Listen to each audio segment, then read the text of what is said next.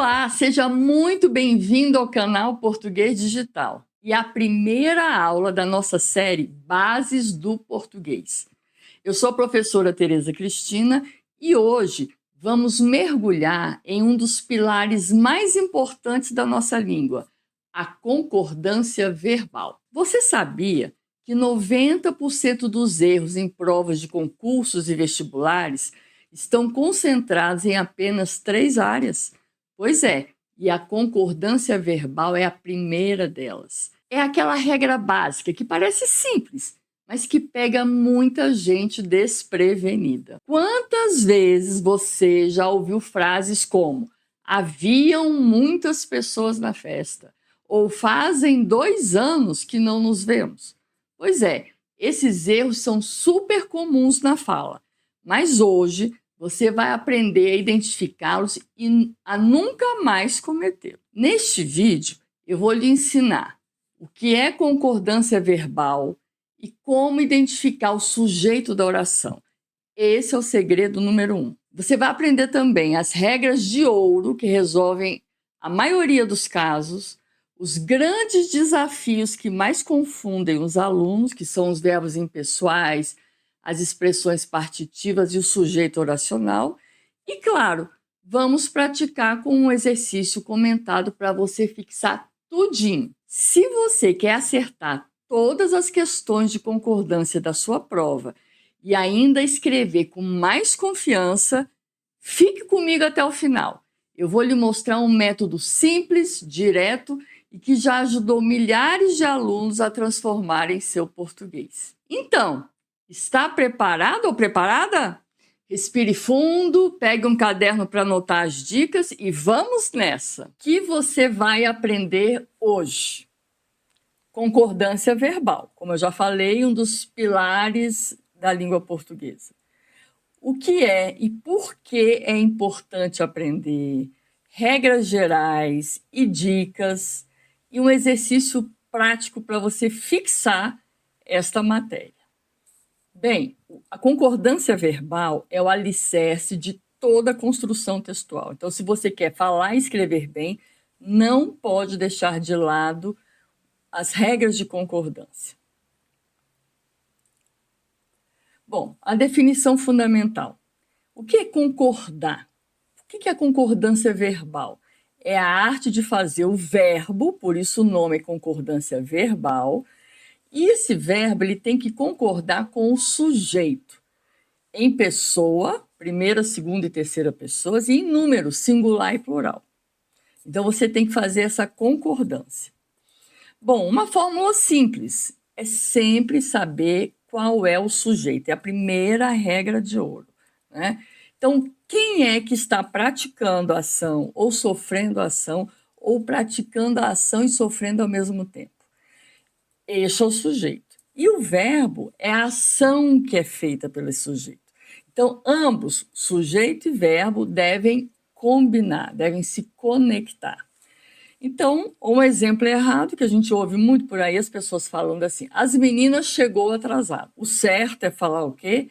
As meninas chegaram atrasadas. Uma analogia aqui para você. O verbo, gente, é o espelho do sujeito. Ele reflete exatamente quem pratica a ação. Por isso a pergunta sempre é que ou quem, né? Quem pratica a ação? Então, grande parte das questões de português em concursos e vestibulares envolvem concordância verbal. Isso sem falar nas redações, hein, que você tem que escrever bem. Bem, então, sempre nós vamos começar com a identificação do sujeito. E é bom que você saiba que existe o sujeito simples e claro, né, quando tem apenas um núcleo. Então, aqui, o aluno estuda. Quem é que estuda? Que ou quem? Sempre faz essa pergunta. Que ou quem para o verbo? Que ou quem estuda? E só tem uma resposta, é o sujeito, né? Então, o aluno. O aluno, então, é o sujeito. Como o aluno está na terceira pessoa do singular, o verbo vai acompanhar. Agora, os alunos estudam. Quem estuda? Os alunos. Como aqui está na terceira pessoa do plural, o verbo tem que fazer essa concordância. Existe também o sujeito composto. Agora, o sujeito composto, quando ele vem antes do verbo, o verbo vai para o plural, lógico. João e Maria estudam. Quem estuda? João e Maria. O sujeito composto quando tem mais de um núcleo, né? Eu e você vamos ao cinema. Quem vai ao cinema? Eu e você, sujeito composto. Fazendo essa concordância, não tem erro. Existe o sujeito composto que vem depois do verbo. Essa aqui é uma regra, só que quando você for escrever suas redações, procure colocar sempre na ordem direta, começando com o sujeito e depois com o predicado, né? Mas existem algumas frases em que acontece isso. O sujeito composto vem depois do verbo. E aí a mesma coisa, sempre perguntar para o verbo. Então, só que nesse caso, o verbo pode concordar com o elemento mais próximo ou concordar com os dois elementos posteriores. Então, chegou o diretor e os professores. Então, chegou. Quem chegou? O diretor e os professores. Estão concordando apenas com o primeiro elemento. Ou então, chegaram. Quem? O diretor e os professores. Essa aqui eu acho a melhor para você, tá? Sempre procurar dar prioridade ao verbo concordar com o sujeito composto, mesmo quando vem depois do verbo. Não quer dizer que a outra esteja errada, mas essa aqui é a melhor, até nas suas redações.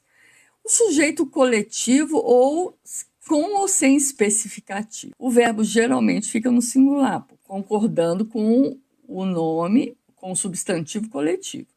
A multidão aplaudiu. Então, aqui só tem o quê? Multidão.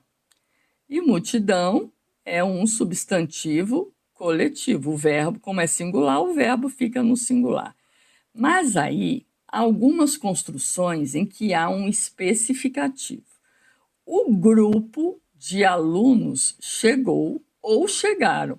Se eu quiser, pode concordar apenas com o grupo. Então, o grupo chegou, que inclusive é até a melhor forma de fazer a concordância, porque está concordando com o núcleo do sujeito. Mas a gramática faculta, quando houver o especificativo aqui no plural, eu também posso concordar com esse especificativo. O grupo de alunos chegaram, porque concorda com os alunos. Então, se tiver só o coletivo, verbo no singular. Se tiver o coletivo mais um especificativo no plural, pode concordar ou com o coletivo ou com o termo especificativo. Tudo bem até aí? Então vamos continuar. Bom, existem 3 grandes desafios no aprendizado da língua portuguesa. Primeiro, são os verbos impessoais. O próprio nome já diz, verbos impessoais são aqueles que não se referem a nenhuma pessoa do discurso, a primeira pessoa, a segunda e a terceira. E quando acontece isso, a gente chama de oração sem sujeito. Ou seja, não tem sujeito e o verbo vai ficar sempre na terceira pessoa do singular, porque não tem com quem concordar. Os principais casos são os verbos haver, no sentido de existir ou indicando tempo decorrido. Então, aqui, havia muitos livros na estante. É a única hora em que você vai fazer uma pergunta para o verbo e ele não vai te falar o sujeito, ele vai te colocar aqui o objeto. Por quê? Porque não tem sujeito, é uma oração sem sujeito. Então, havia muitos livros na estante. O que havia? Muitos livros. O que havia? Muitos livros. Onde? Na estante. Aqui já é uma locução adverbial. Então, é a única hora que vai acontecer isso, é com esses verbos impessoais. Há 5 anos, ele não dá notícias. Aqui a gente tem 2 orações, uma oração aqui, outra oração aqui. A gente vai até dividir aqui. Essa primeira oração, que tem esse verbo haver, indicando o tempo decorrido, o verbo tem que ficar no singular. Há 5 anos, né? Ele não dá notícia. Quem é que não dá notícias? Ele. Aí já na segunda oração eu tenho um sujeito, ele. Isso acontece também quando tem verbo auxiliar. Então, se eu falar aqui, ó, deve haver muitos livros na estante. Se o verbo principal, haver, não pode ir para o plural, o verbo auxiliar também não pode. Fica o conjunto todo no singular. Há 5 anos ele não dá notícias. Deve haver 5 anos que ele não dá notícia, tá? Então, o verbo haver é desse jeito. O verbo fazer é outro que muita gente erra. Quando indica tempo ou temperatura, ele é um verbo impessoal. O exemplo, faz 2 anos que não o vejo. O que que faz? Faz 2 anos. Como eu falei, a única hora em que o verbo vai concordar, não tem concordância com o sujeito, por isso ele tem que ficar no singular. E quando você fizer a pergunta, ele vai te dar o objeto, né? 2 anos. Nada de falar fazem 2 anos. O verbo fazer indicando tempo ou temperatura, faz frio aqui, faz calor, é sempre um verbo impessoal. Tem outros verbos impessoais, como os verbos que denotam fenômenos da natureza, chover, nevar, trovejar. Esses também vão ficar sempre no singular. Um segundo caso, que dá muito problema nas provas, são essas expressões partitivas. Então, a maioria de, grande parte de, né? O verbo também, nesses casos, ele pode ir para o singular ou para o plural. Então, dependendo do especificativo. A maioria dos alunos fez a prova. A maioria fez, concordando com a maioria, com a expressão partitiva. Ou, se tiver especificativo, a maioria dos alunos fizeram a prova. Só há 2 casos em que o verbo pode concordar com o partitivo. Com o substantivo coletivo mais o especificativo, que a gente já viu, ou aqui nessas expressões partitivas em que tem o especificativo, tá? Quando é sujeito oracional, sabe aquelas orações que funcionam como sujeito? Bom, se é uma oração inteira, o verbo tem que ficar na terceira pessoa do singular, porque também não tem um sujeito específico. Exemplo, é importante que você estude. O que é importante? Isso aqui, ó. Isso é importante. E aí é bem fácil você identificar, porque nós vamos ter um verbo aqui, outro verbo aqui. O sujeito oracional ocorre nos períodos compostos, né? Então, a oração inteira pode ser substituída por um isso. E é o que leva o verbo para a terceira pessoa, da primeira oração, que a gente chama de oração principal, para a terceira pessoa do singular. Convém que todos cheguem no horário. O que convém? Isso aqui, ó, que todos cheguem no horário.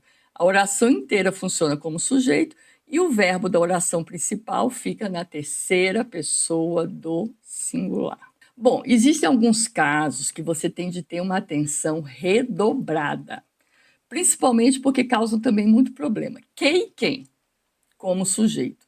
Então, ele vai concordar sempre, essas 2 palavrinhas vão concordar sempre com o antecedente. O que, pelo menos, né? Então, fui eu que fiz. Quem é que fez? Eu. Então, eu fiz. Foram eles que fizeram. Quem fez? Eles. Então, eles fizeram.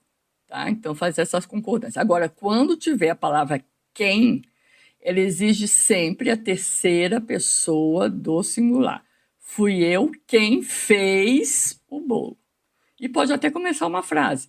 Quem faz tudo sou eu, tá? Então, quem faz. Então, presta bastante atenção a essas palavrinhas aqui. Porcentagem. A porcentagem não deixa também de ser uma expressão partitiva. O verbo, obrigatoriamente, ele vai concordar com a porcentagem quando vier antes do sujeito. Então, faltou 1% dos alunos. Olha, faltou 1% dos alunos. O que ou quem faltou? 1% dos alunos faltou. Só que a gente só usa o plural a partir do 2. Mesmo que eu colocasse aqui, faltou 1,9%, tem que concordar com o inteiro, né? Então, faltou 1,9% dos alunos. Faltaram 20% dos alunos. Então, se o verbo vier antes do sujeito, ele tem que concordar com a porcentagem. Mas, quando o verbo vier depois do sujeito, ele pode concordar tanto com a porcentagem, se tiver no singular, ou com o especificativo, que na maioria das vezes está no plural. Exemplo, 1% dos alunos faltou. concordando com o primeiro elemento. Ou 1% dos alunos faltaram, concordando com o especificativo. É lógico que se for a partir de 2% dos alunos faltaram, já chegou a 2%. E alunos está no plural, só pode ter uma forma de escrever esse verbo, de fazer a concordância, no plural. Tudo bem? Esse aqui é um caso especialíssimo. Ele gosta de cair muito em prova de concurso e vestibular. E vocês têm que guardar isso, essas 3 expressõezinhas. É cada um, nenhum e qual. Então, aqui, ó, cada um, nenhum e qual. Mesmo que o especificativo esteja no plural, o verbo tem que ficar no singular. Então, cada um dos alunos fez sua prova. Qual dos alunos tem sua opinião? Nenhum dos alunos chegou cedo. Então, cada um, nenhum e qual. Cada um, nenhum e qual. Guarda bem isso, hein? Existem alguns outros casos especiais que você tem de ter uma atenção redobrada. Um e outro, nenhum nem outro. Então, o verbo vai para o plural se tiver só essa expressão. Um e outro pensam diferente, né? Um e outro pensam. Nenhum nem outro sabiam a resposta. Mesmo que professora, mas isso aqui está tirando o outro. Não, com essas expressões você tem que usar o verbo no plural. O verbo ser, ele pode ser verbo de ligação, né? Quando o verbo ser ele é verbo de ligação, ele pode concordar tanto com o sujeito quanto com o predicativo do sujeito. Com certeza você já viu isso aqui. Tudo são flores. Quando você fala tudo são flores, você está concordando com o quê? Com o predicativo do sujeito. Porque o sujeito está aqui. Isso aqui é um caso bem interessante do verbo ser. Ou tudo é flores. O verbo ser aqui concordando com esse aqui. Bem interessante, né? Tem até uma frasezinha que eu me lembro do Graciliano Ramos no livro Vidas Secas, em que ele fala assim: a cama eram umas tábuas retorcidas. Fica meio estranho, mas tá certo. A cama eram umas tábuas. A única hora que a gente pega o verbo ser e fala você vai concordar com quem eu quero, quando ele se refere à pessoa. Então, aí o verbo ser obrigatoriamente vai concordar com o termo que se referia a pessoas. Então, Maria era os amores da mãe. Como Maria é a pessoa, o verbo ser vai ser obrigado a concordar com Maria. Ou os amores da mãe era Maria. Aqui, Maria já está funcionando como predicativo do sujeito. E no primeiro aqui, Maria é o sujeito. Então, nessa hora, você agarra o verbo ser e fala, meu filho, você vai concordar com quem eu quero. E aí, esse é um caso que você tem de prestar bastante atenção. Estou pegando tudo? Muito bem, agora vamos ao exercício de concordância verbal. Vou ler com vocês, vou deixar um minutinho, uns 15 segundos aqui para você ver a resposta e aí eu vou falar para você o gabarito. Assinale a alternativa em que a concordância verbal está incorreta. Leiam com bastante cuidado os enunciados das questões. A. Haviam muitas pessoas na festa. B. Deve haver muitas pessoas na festa. C. Faz 2 anos que não a vejo. E D. Os dados foram analisados cuidadosamente. E uma dica importante, lembre-se aqui dos verbos impessoais.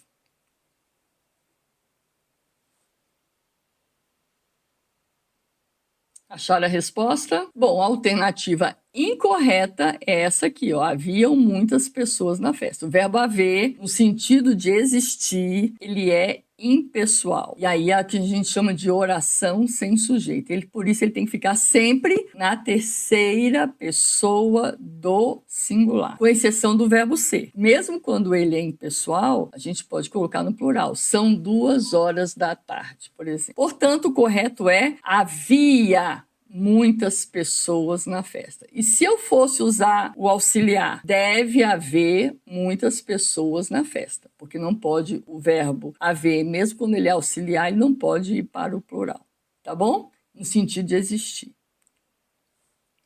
Então é isso, pessoal. Hoje foi o nosso primeiro vídeo de uma série que vai ensinar você as bases da língua portuguesa. O primeiro pilar, concordância verbal, nós vimos hoje. Só que vai se juntar também a concordância nominal. Depois eu vou ensinar para você regência nominal e verbal. E a regência é aquele que trabalha com as preposições. E muita gente tem dúvida. E por fim, nós vamos ter um vídeo sobre crase, para você não errar nadinha nos concursos. Aliás, este ano de 2026 está com tudo para você conseguir a sua vaga, porque são milhares de concursos abertos. Se você gostou do vídeo, dá um joinha aqui para mim, faz um comentário aqui embaixo, compartilhe com seus amigos, seus familiares, para quem precisa aprender a concordar direitinho. Não se esqueça de acionar o sininho das notificações. E aí, um beijo bem grande para você e até breve.